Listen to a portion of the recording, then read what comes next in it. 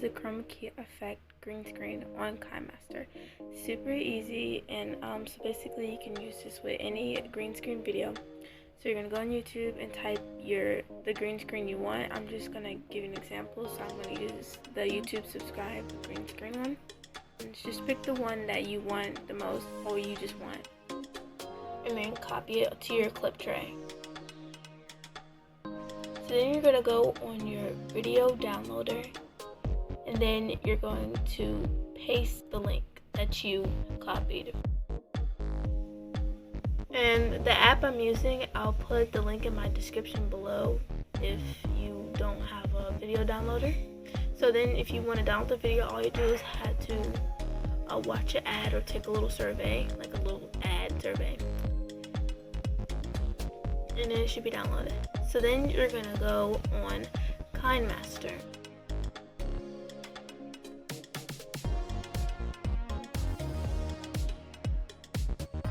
Before we go on Kinemaster Media, we're gonna go on Settings. So then you're gonna scroll all the way down, go to Advanced and Experimental Settings. Take it at your own risk. And then go to Unlimited Video Layer Mode.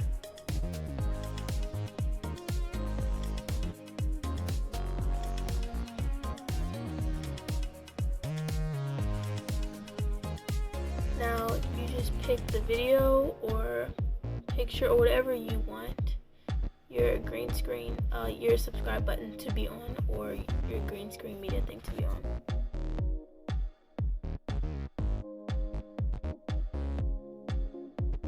So you're gonna go on layer and then media, and then go to your downloaded file, and there it should be, and you should have your green screen.